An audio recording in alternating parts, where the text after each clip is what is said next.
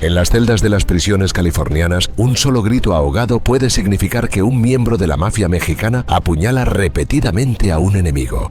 Esta agrupación, nacida en San Quintín como un pacto de sangre entre chicanos encarcelados, se transformó en una hidra imparable, un imperio criminal que extorsiona, trafica droga y ejecuta traidores con demasiado sadismo. Desde las rejas federales hasta las calles de Los Ángeles y México, dicta sentencias de muerte que no conocen fronteras. Han orquestado masacres carcelarias, atentados contra policías y guerras territoriales que dejan ríos de sangre. Su código es férreo. Desobedecerlo implica una sentencia brutal que puede terminar en mutilación, decapitación o con un cuerpo disuelto en ácido. A continuación conocerás a 10 de sus integrantes más despiadados, individuos cuya violencia supera cualquier límite humano y parece desafiar incluso a las fuerzas del infierno.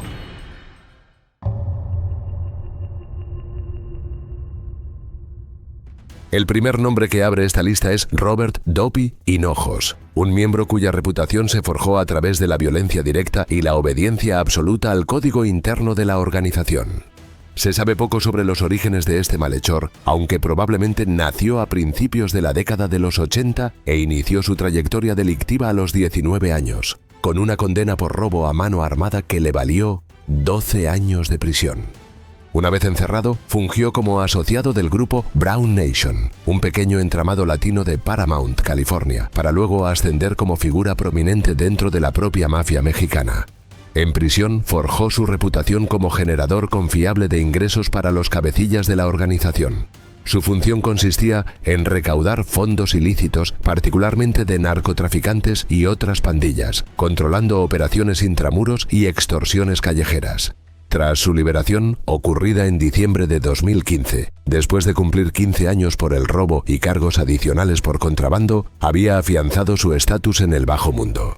Un punto de inflexión importante ocurrió en mayo del año entrante, cuando se involucró en el homicidio de Héctor Velázquez, un individuo vinculado a la pandilla de la calle 155 de Compton. Los hechos fueron muy fríos. La víctima se acercó a un vehículo, asomándose por la ventanilla abierta del copiloto. Comenzó a intercambiar unas palabras con los pasajeros cuando, de repente, se escuchó una detonación. Velázquez, aturdido, se tambaleó sobre el vehículo, que se dio a la fuga de inmediato. Se quejó de que había recibido un disparo y, para remate, nada fue motivado por rencillas personales. A ver, que en pleno juicio, celebrado posteriormente en contra de Hinojos, se alcanzó a grabar una llamada suya con una amiga, en la que dijo lo siguiente: "De hecho, me ofrecieron el ascenso.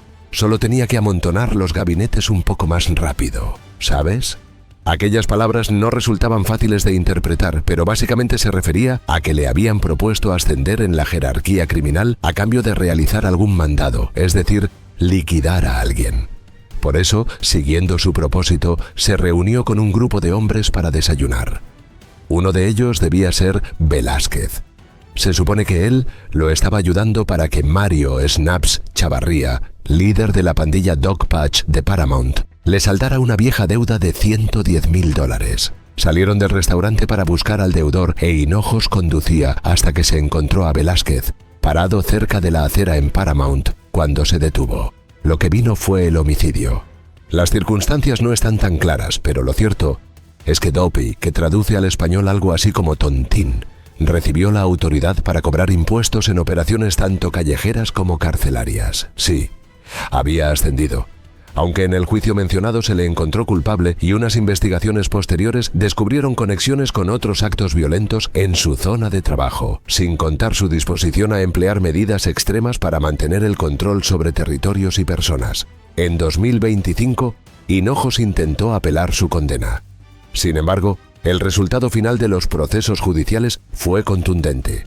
Actualmente cumple 2 cadenas perpetuas de manera simultánea, cerrando así la trayectoria de uno de los ejecutores más peligrosos asociados a la mafia mexicana.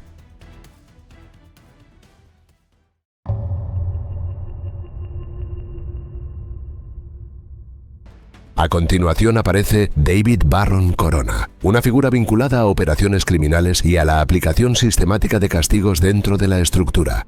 Se trata de un sujeto que ascendió dentro de la pandilla Logan Heights, en San Diego, y en el proceso obtuvo su membresía en la mafia mexicana. nació en una fecha desconocida de 1963 en Tijuana, México, y también trabajó como sicario y guardaespaldas de los hermanos Arellano Félix, del aliado Cártel de Tijuana, organizando operaciones transfronterizas. Si bien cometió su primer homicidio a los 16 años, un hecho que le valió su primera condena y reclusión, fue precisamente en prisión donde estableció sus vínculos decisivos con la mafia mexicana. Ya en libertad, participó activamente en sanguinarios enfrentamientos que marcaron la década de 1990. Por ejemplo, empezando noviembre de 1992, demostró su lealtad al facilitar la huida de aquellos hermanos narcotraficantes tras una emboscada de sicarios del Cártel de Sinaloa, en una discoteca de Puerto Vallarta. El resultado fue agridulce, pues si bien se fugaron exitosamente, perecieron 8 miembros de su facción. Pero su acto más infame sucedió el 24 de mayo del año entrante, en Guadalajara. Él comandó a un equipo de pistoleros reclutados en San Diego para una misión: eliminar al ya reconocido Joaquín El Chapo Guzmán en el estacionamiento del Aeropuerto Internacional. La maniobra fracasó catastróficamente, pues, en el confuso tiroteo, las balas impactaron el automóvil del cardenal Juan Jesús Posadas Ocampo, quien falleció junto a otras 5 personas. Investigaciones posteriores concluirían que el religioso fue erróneamente confundido con el capo, pues había llegado al aeropuerto en un automóvil Mercury Grand Marquis blanco, muy popular en aquellos tiempos entre los varones de la droga, lo que lo convirtió en un posible objetivo. Más allá de este incidente garrafal, él fue un elemento fundamental de las organizaciones a las que perteneció. Era un puente entre pandillas callejeras y la autoridad intramuros, y su credibilidad en las calles y sus nexos con el narcotráfico amplificaron el control de la M sobre la extorsión y las actividades coercitivas en territorio estadounidense. Igualmente, reclutó y adiestró a decenas de pandilleros estadounidenses en el uso de armamento pesado, orquestando secuestros y ejecuciones paramilitares a ambos lados de la frontera. Básicamente, esta lealtad dual le funcionó bajo un principio de sobreposición transnacional. La mafia mexicana actuaba como ente soberano, extorsionando a carteles y pandillas a cambio de protección, mientras permitía a sus afiliados trabajar como mercenarios para sus aliados, como la organización Arellano Félix. Su trayectoria culminó el 27 de noviembre de 1997, cuando sicarios del cártel de los Arellano Félix intentaron asesinar al periodista Jesús Blancornelas en Tijuana. En el ataque, donde se dispararon unos 80 proyectiles, murió su escolta, Luis Valero. Uno de los agresores, por supuesto, fue el propio David Barron Corona, quien cayó abatido en el tiroteo cruzado. El profesional de la investigación sobrevivió milagrosamente a 4 impactos de bala, 2 de gravedad extrema, que finalmente contribuirían a su muerte 9 años después.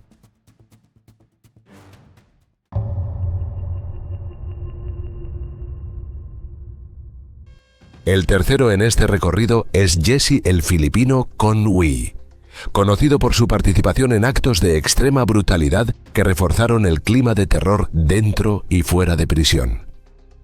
Aquí hablamos de un caso bien particular, pues nació a principios de 1977 en un barrio pobre de Manila, la capital de Filipinas.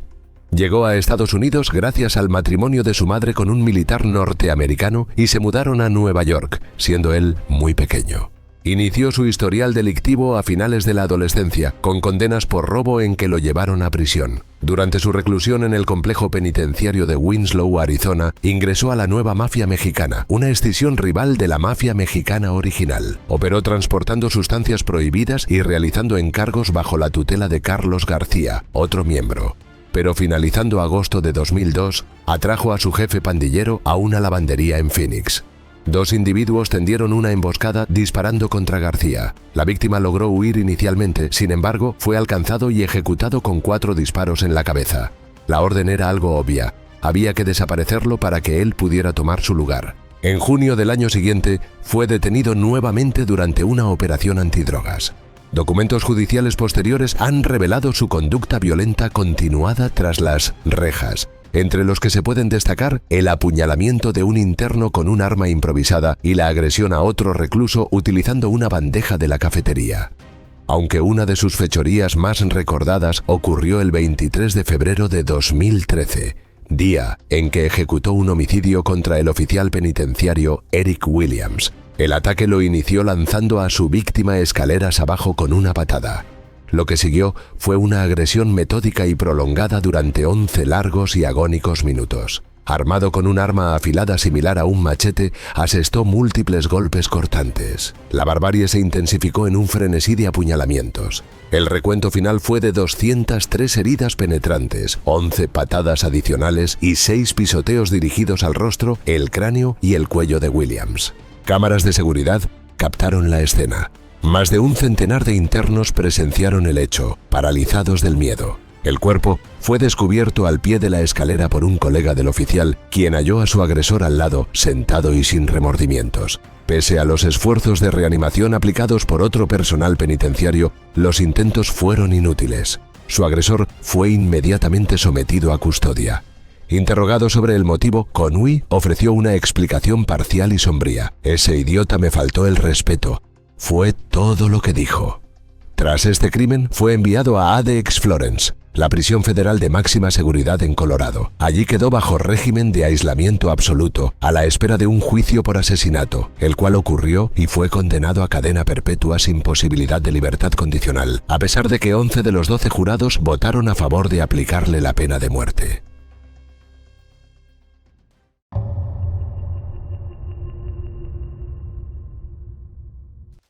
Seguimos con Rafael Cisco Muñoz González, un nombre asociado al control interno y a la imposición violenta de disciplina dentro del grupo.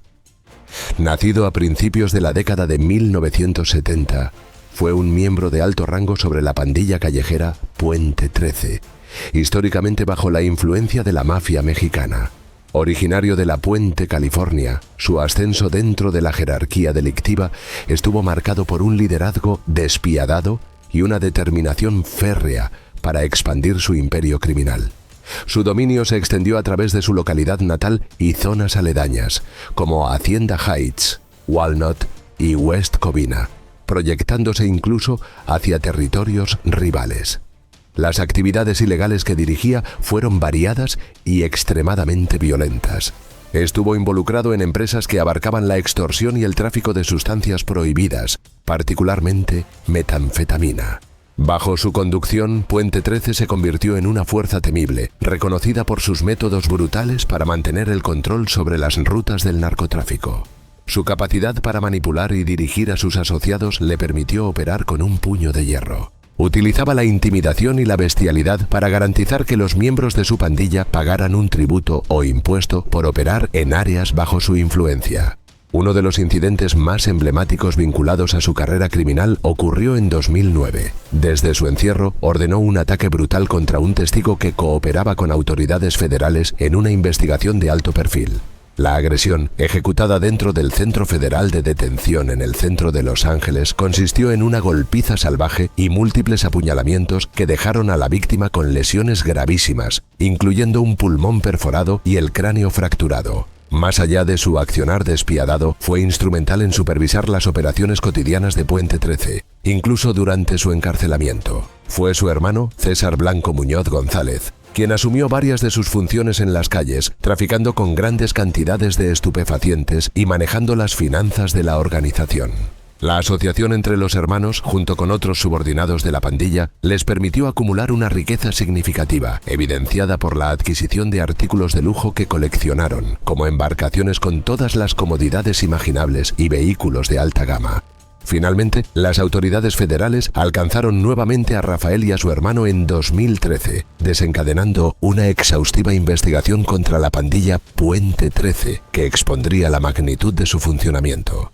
Desde entonces, cumple cadena perpetua en una prisión federal por asesinato y el apuñalamiento de un recluso.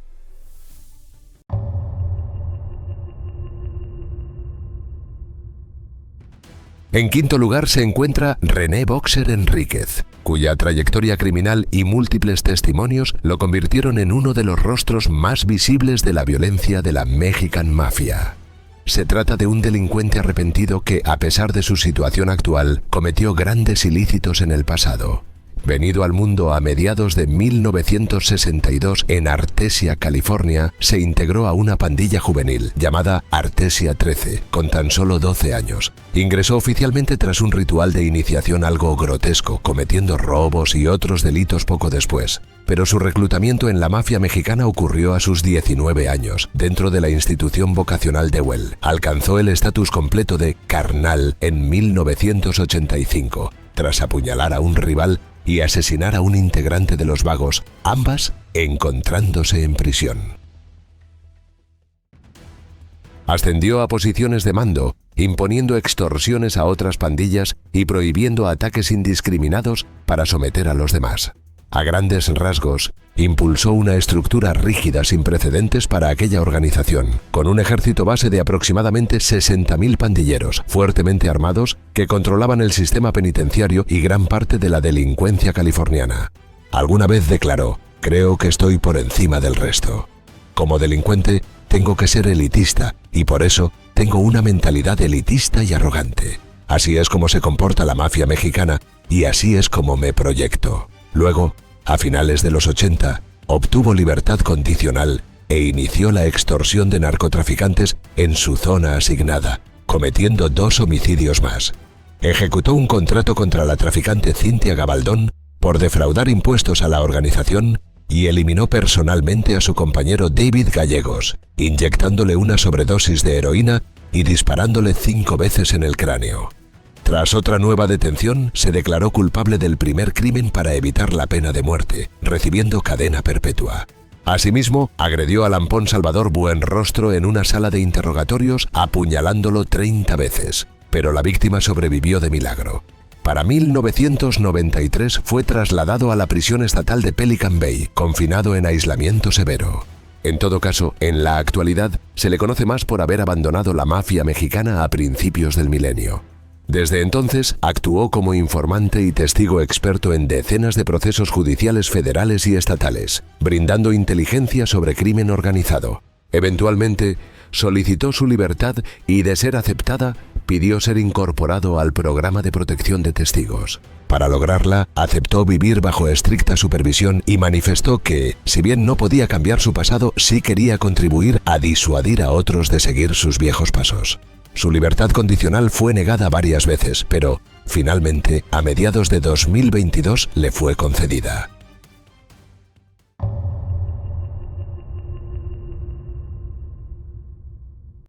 Después aparece José Alberto Bat Márquez, involucrado en episodios de agresión extrema que reflejan el funcionamiento implacable de la organización. Este individuo, nacido en 1960, emergió de las calles de San Diego, donde su involucramiento en pandillas juveniles marcó el inicio de su trayectoria delictiva. Su historial comenzó a acumularse durante la adolescencia, con cargos por robo, agresión y allanamiento. A los 20 años, enfrentó arrestos por delitos relacionados con narcóticos, resultando en una extensa condena penitenciaria. Enjaulado, juró lealtad a la mafia mexicana y se integró como miembro leal de los Sureños, su facción callejera. No queda claro si se fugó u obtuvo una reducción de la condena, pero pronto participó en empresas criminales más graves, incluyendo la planeación y ejecución de actos violentos contra rivales y enemigos. En el transcurso de los años 90, su papel fue clave para el control sobre el tráfico de estupefacientes, la extorsión y acciones coercitivas, tanto dentro como fuera del sistema carcelario. Él y sus asociados llevaron a cabo una serie de operaciones coordinadas contra objetivos opuestos. Su notoriedad se solidificó al ordenar castigos brutales contra quienes lo desafiaban, enviando mensajes muy gráficos sobre las consecuencias de la desobediencia. No faltaron puñaladas, disparos, patadas ni métodos de tortura. Un evento significativo fue su participación en el homicidio de Christopher García, a manos de sus subordinados siguiendo sus instrucciones. Posteriormente, su imperio delictivo se expandió mediante la colaboración con diversos cárteles, incluido el de los Arellano Félix, el cártel de Tijuana. Para finales de la década, sus actividades captaron la atención de agencias policiales en Estados Unidos y México.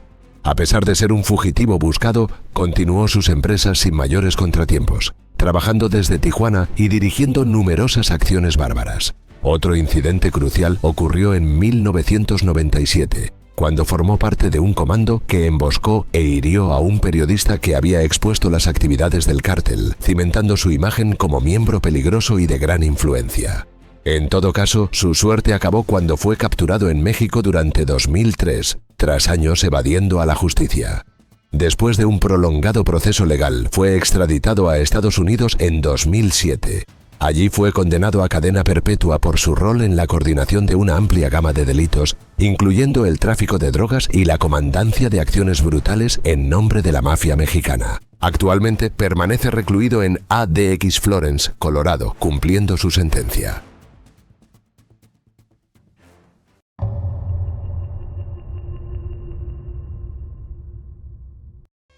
El séptimo nombre es José Landa Rodríguez, un miembro cuya participación quedó marcada por actos letales ejecutados sin margen para la duda o la compasión.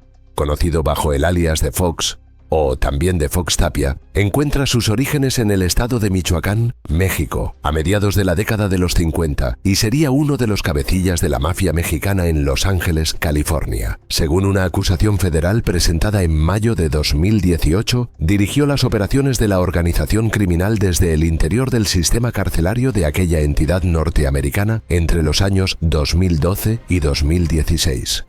Su centro de mando operativo estuvo ubicado principalmente en la Cárcel Central de Hombres, una instalación del Departamento del Sheriff del condado. Las autoridades federales alegan que, desde su celda, ejercía un dominio absoluto sobre el tráfico de estupefacientes en todas las cárceles bajo la jurisdicción del condado. Y siguiendo varios testimonios, su autoridad se extendía más allá de los muros penitenciarios, dirigiendo una red criminal que incluía la orden expresa de asesinatos y agresiones fatales.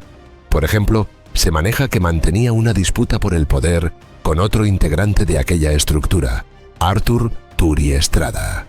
Básicamente, lo hacía por el control sobre la recaudación de dinero proveniente de la venta de narcóticos dentro de los patios de las prisiones de California. La Fiscalía presentó evidencia de que, efectivamente, utilizó un lenguaje codificado en un correo electrónico para ordenar el asesinato de un subordinado de ese rival. El mensaje clave, según las autoridades, fue: "No permitan que se siga asomando en nuestros patios traseros". Esta instrucción velada condujo directamente a un intento de homicidio, pero previamente se le había imputado por intentar establecer una ruta de distribución de metanfetamina, en colaboración con un cártel de su región natal, la familia michoacana, con sede en el occidente de México. Este proyecto buscaba expandir su influencia y flujos de dinero a una escala transnacional. Para transmitir sus órdenes se le imputó el uso de canales de comunicación externos. En concreto, las investigaciones sostienen que utilizó los servicios de su abogado defensor, Gabriel Cendejas Chávez, como mensajero para contactar a las pandillas callejeras sureñas, dirigidas por su grupo. Este método le permitía enviar instrucciones y mantener la coordinación de sus actividades ilícitas desde el confinamiento. De hecho, el profesional en leyes fue arrestado el 23 de mayo del año de aquella acusación en contra de su defendido. Sin embargo, un jurado no logró un veredicto unánime durante un proceso en agosto de 2022, resultando en una falta de condena. Fue en este mismo proceso que se le acusó de recibir 1/3 de todas las ganancias generadas por la venta de drogas en las cárceles, un modelo de negocio que llevó a los fiscales a bautizar la investigación como Operación Tercios Sucios. Además, explotaba una red de extorsión conocida coloquialmente como El Gatito. Posteriormente, en septiembre de 2024, los cargos federales bajo el Estatuto RICO en su contra fueron desestimados a cambio de que se declarara culpable por un delito menor de encubrimiento de una falta grave.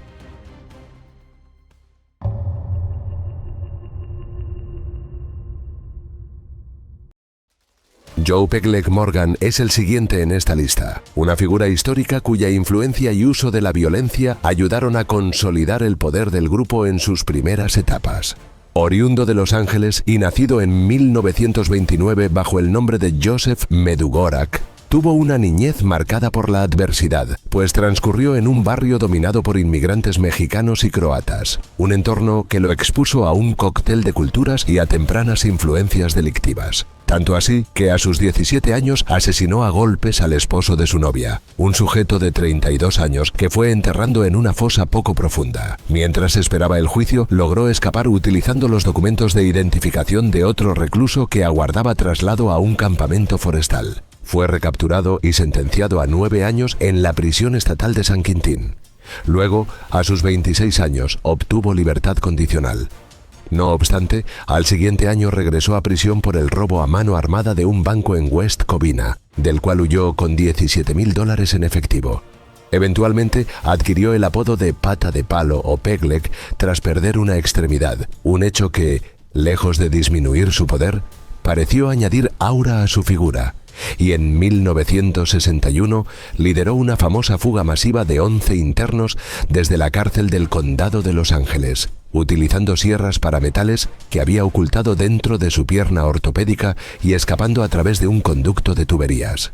Fue durante su permanencia en diversos centros correccionales que empezó a granjearse respeto en el seno de las pandillas carcelarias. Su dominio del español y su habilidad única para tender puentes entre distintos grupos étnicos le permitieron conectarse fácilmente. Así ingresó a la mafia mexicana, donde alcanzó un puesto de alto rango, convirtiéndose en el primer individuo sin ascendencia mexicana en ser admitido por ese grupo. Una hazaña excepcional y significativa en aquel entonces. Sus conexiones con proveedores de cocaína y heroína en México ayudaron a sentar las bases para la distribución de narcóticos de la organización en toda California.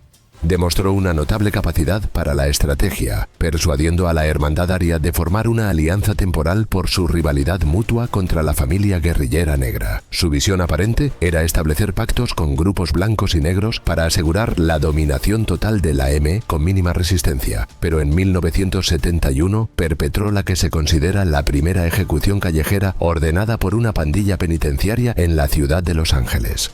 Cumplió más de 7 meses en una prisión federal por tráfico de armas desde Utah hasta California, y para finales de la misma década se había consolidado como uno de los miembros de más alto rango de la mafia mexicana en el sur de California, ejerciendo influencia en gran parte de Estados Unidos e incluso extendiéndose hasta México. Pero su declive comenzó a finales de octubre de 1993, mientras cumplía una sentencia de cadena perpetua en la prisión estatal de California en Corcoran. Fue diagnosticado con cáncer de hígado inoperable. Su esposa solicitó su liberación por motivos compasivos, pero el proceso nunca se inició, falleciendo el 9 de noviembre a sus 64 años.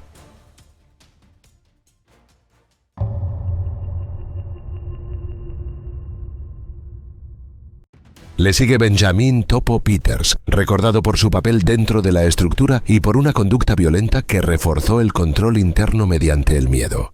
Nacido en una fecha desconocida y criado al sur del estado de California, ascendió dentro de la jerarquía de la mafia mexicana hasta convertirse en uno de sus integrantes de más alto rango.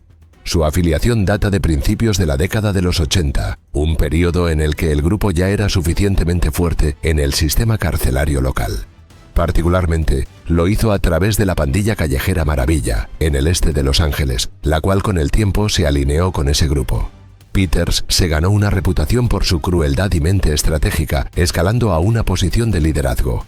No fue visto como un soldado, sino como una figura clave en la cúpula, ayudando a extender el alcance de la organización más allá de los muros de la prisión hacia comunidades locales.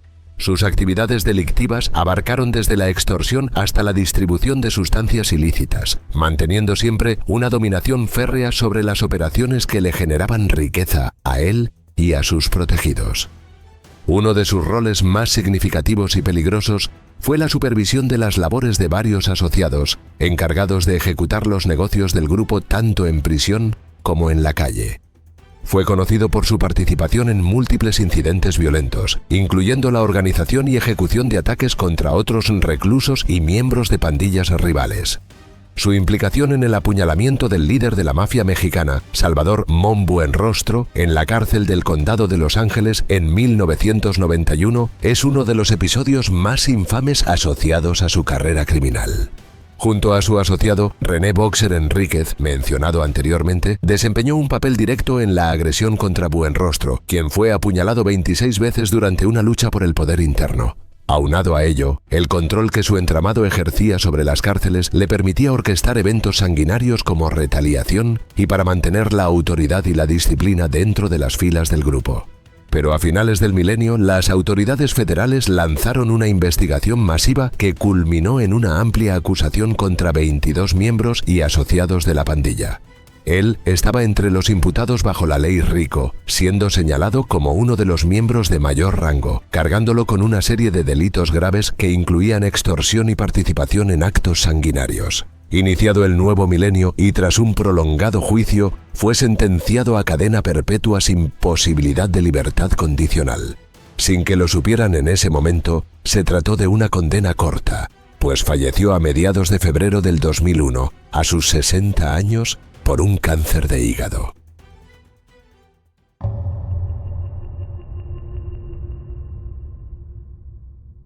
Y finalmente, Rodolfo Chayén Cadena, un nombre que simboliza la brutalidad y el alcance del terror impuesto por la organización tanto dentro como fuera del sistema penitenciario.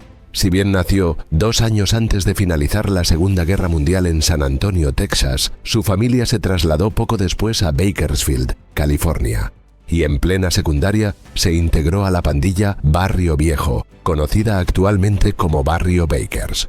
Su ingreso al sistema penal ocurrió tras ser condenado por el asesinato de un hombre junto a Richard Ruiz frente al Salón Juárez.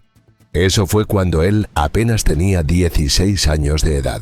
Durante su reclusión en la institución vocacional de Well, ganó el respeto y admiración de los integrantes de la mafia mexicana, que para entonces se encontraba en su etapa formativa. Poco después, las autoridades penitenciarias, alarmadas por su creciente violencia, transfirieron a varios miembros fundadores a San Quintín, intentando disuadir su conducta mezclándolo con reclusos más adultos. Esta medida fracasó, pues Cadena, aun siendo un adolescente delgado, fue abordado en el patio por un interno afroamericano corpulento y de gran tamaño, quien proclamó que sería su perra. Él regresó poco después y lo apuñaló hasta causarle la muerte con un arma improvisada, ante la mirada de más de 1000 testigos, quienes no quisieron colaborar con la investigación. Junto a Joe Pegleg Morgan, desarrollado anteriormente y quien se convirtió en su mejor amigo y mentor, lideró el ascenso de la pandilla dentro del sistema correccional californiano. Su método fue el terror contra grupos étnicos de reclusos desorganizados, logrando un monopolio sobre la venta de sustancias prohibidas, pornografía, prostitución, extorsión y homicidios por encargo. Bajo su dirección expandieron sus operaciones y él comenzó a proyectar su visión más allá de los muros, imaginando un monopolio propio a nivel estatal. Estableció una alianza tensa con George Jackson y la familia guerrillera negra, y se volvió activo en organizaciones políticas latinas, como los Brown Beret. Su ambición eventualmente lo llevó a realizar gestiones para unir a la mafia mexicana con sus grandes enemigos, los de nuestra familia. Estas conversaciones de paz fueron mal vistas por su amigo Morgan y otros de sus socios. En respuesta, ordenaron el asesinato de 2 jefes de nuestra familia justo antes de una crucial conferencia de paz entre él y el líder de nuestra familia, Joe González. Fue un saboteo exitoso contra su misión pacificadora y efectivamente emitió una luz verde para su eliminación. Él pudo haberse salvado solicitando custodia protectora, un movimiento que habría mostrado debilidad ante el modo de vida por el que había luchado y matado, pero con su destino prácticamente sellado, eligió enfrentarlo de la misma forma en que había entrado, peleando. A su llegada para lo que sería una misión de paz, que terminó saboteada, fue provocado por miembros de los norteños, quienes le advirtieron que su hora estaba cerca. La noche previa a su muerte, recibió múltiples amenazas y tenía claro que, al salir de su celda a la mañana siguiente, no sobreviviría. No estaba equivocado. Aquel 17 de diciembre de 1972 salió al pasillo de Palm Hall y fue atacado por sus enemigos. Fue apuñalado repetidamente con armas improvisadas y golpeado con un tubo. Se estima que recibió cerca de 50 puñaladas antes de ser arrojado desde la baranda de un 3er piso contra el suelo de concreto, donde fue apuñalado una docena de veces más. Con la muerte de Rodolfo Chayén Cadena, no solo terminó la vida de uno de los hombres más temidos de la mafia mexicana, también quedó expuesta la lógica interna de una organización donde el poder se sostiene exclusivamente a través del miedo, la violencia y la traición. Los 10 nombres que hemos recorrido no representan leyendas ni mitos, sino trayectorias marcadas por decisiones criminales que dejaron un rastro de sangre, víctimas y destrucción. Dentro de la mafia mexicana no existen finales heroicos. Incluso los más influyentes, los más temidos y los más sanguinarios acaban consumidos por el mismo sistema que ayudaron a construir. Esta no es una historia de gloria, sino el retrato de una estructura que sobrevive eliminando a los suyos y de hombres que, tarde o temprano, pagan el precio de vivir bajo un código donde la violencia nunca perdona. Para entender cómo nació ese sistema, cómo se organizó y por qué llegó a ejercer tanto poder, es necesario retroceder al origen de la Mexican Mafia. Su historia la tienes justo ahora en pantalla. Esto es Historia sin Tiempo.